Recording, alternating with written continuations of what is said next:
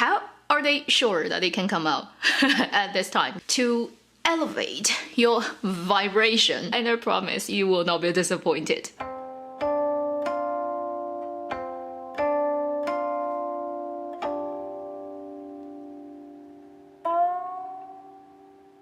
Hi, you're watching Avenue X, where a junkie on good storytelling shares their thoughts, knowledge, and occasional weird ideas on stories and how they're told. 假日暖洋洋, Vacation of Love is a 35-episode drama that's been aired on 爱奇艺 online and Beijing television on satellite television. This drama was shot last summer in the city Sanya, which is situated on the island province Hainan and is one of the most famous vacational spots in China. As the title suggests, this drama is about vacation, and more specifically, Chinese New Year vacation. Right from the title song, it's not shining away from the fact that it is so designed for the celebration of Chinese New Year. Within China's film land, there has been a tradition for some years now, making films specifically designed for the Chinese New Year slot, 贺岁片, celebrating New Year films. In that sense, you can say Vacation of Love is a 贺岁电视剧, celebrating New Year television series. This is the first really so specifically designed for this singular purpose television drama. From its title, from its content, from where it is taking place for when it airs. This drama is in fact led by a lot of people,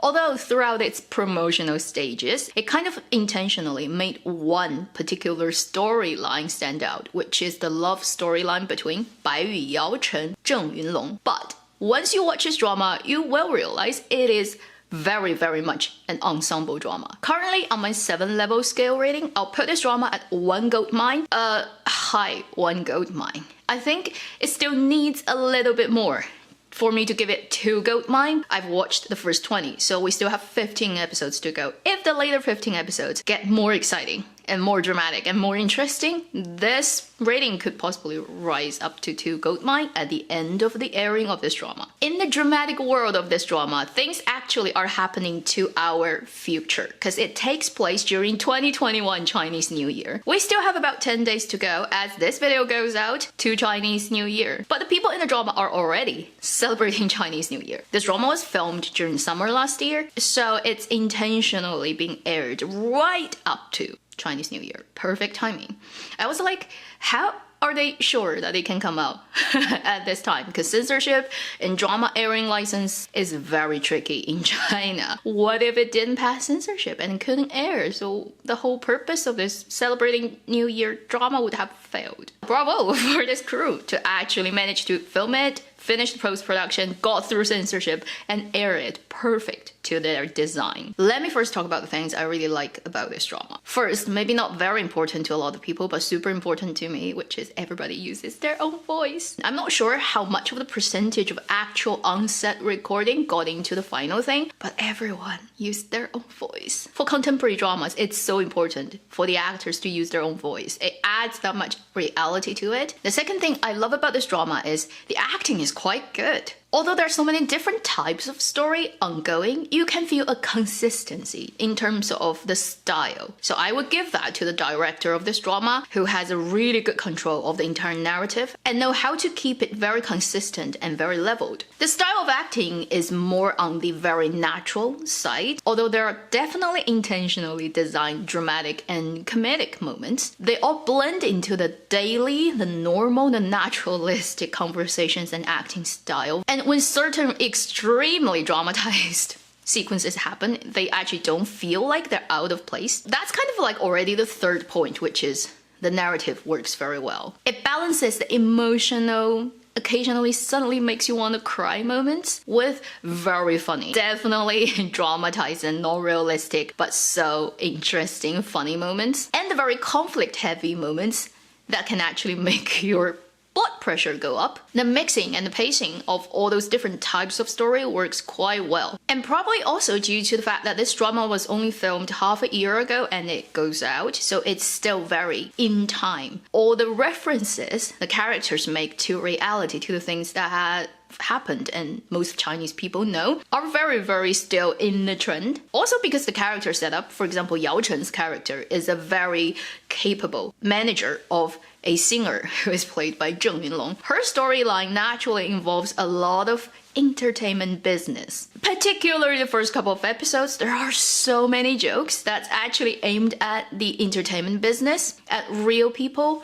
real television stations, real web platforms that just got slightly changed in their name, but we all know what those jokes are referring to and pointing at. And happens to be recently in Chinese entertainment business, there is so much tea being spilled and so many melons, so to speak. So that kind of coincidence really adds to the satire nature of some of the plot in the drama that's referring to the very messy entertainment business. That is definitely unpredictable. It's a luck for this drama that it happens right now. Another thing that's really good about this drama is the general atmosphere it creates through its music choices, the soundtracks, the songs, the opening, the ending, even through its visual language, the camera language that really would heavily remind you of a lot of celebrating Chinese New Year films that you've seen. And obviously all the symbols, all the things that only happens during Chinese New Year, because of all those things working together, it really creates that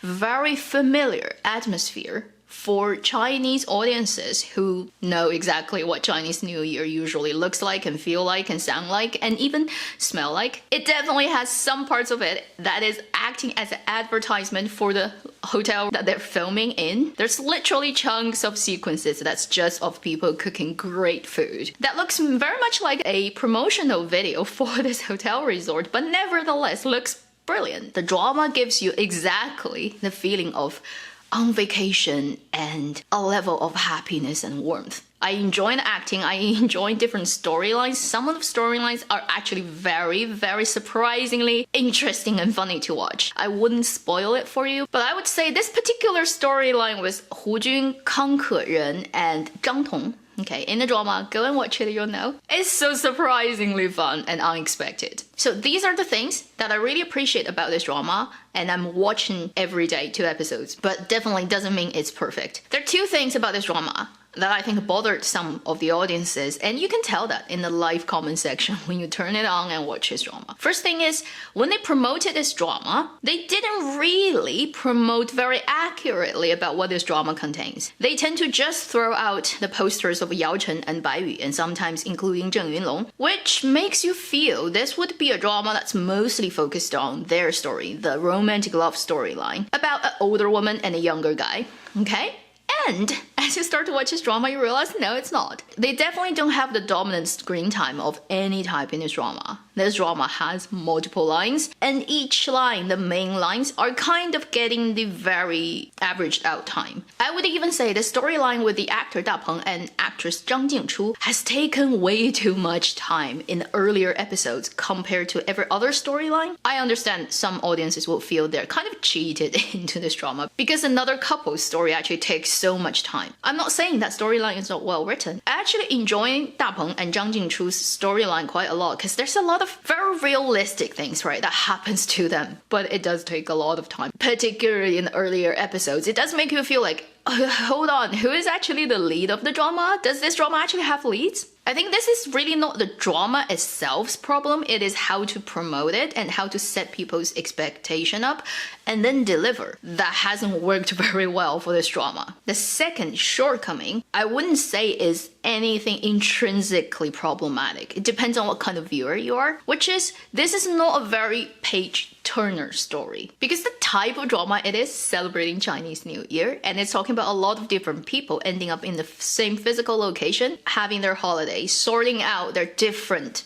problems in their life. It is mostly focused on very realistic, very daily kind of things that happen to normal people. It's not like those murder drama that people end up in a hotel and crazy things happen. This is to celebrate Chinese New Year. So it has a level of warmth and gentleness. It doesn't have a lot of 40 characters, right? Really threatening situation happening, which makes you want to find out, oh, what happens next? What happens next? I wouldn't say this is really a problem. You don't have to have every drama that works as a page turner. But if you are personally more into that type of storytelling, then this drama may lose you at some point because it doesn't necessarily has a hook at the end of every episode. At the end of this halfway kind of review, I would still say this is a very enjoyable drama, very perfectly designed for this time of the year to elevate your vibration to the joyful and happy end of the spectrum, with a lot of very pretty people to look at and beautiful vacational scenes, ocean, beach, sunshine, cocktail and flora shirts. And Baiyu, finally, he officially ended up in a giant polar bear. On China's internet, there's a group of people who would always say that his spirit animal should be a cat, and then there's a group of people who argue that his spirit animal should be a bear. And I'm on the bear side, and this time, the drama actually gave him a polar bear, so I guess the bear party wins. But one final thing is, Zheng Yunlong as a singer, right, and also a musical actor. I didn't expect his acting of drama is actually quite good. And this drama contains an absolutely ridiculously funny sequence that happens to the character that Zheng Yunlong plays. I will not spoil it for you. You have to go and watch it for yourself. It has something to do with diarrhea. Oh, and I promise you will not be disappointed. So at the end of this video, I'll highly recommend this drama to people who are looking for a vacational feeling. Something that is overall very warm, positive, happy. And even if you can't make it to the beach, to the sand, to the sunshine, for example like me, at least in your brain, right? You can bring yourself to that place and feel the warm breeze as it blows on to the faces of all those interesting and quite funny characters. If you do have time, come and join my live stream. Should be happening on the 11th, which will be Chinese New Year's Eve for 2021. Thank you for watching Avenue X. I'll see you in my next video. Meanwhile, live long and happy drama watching.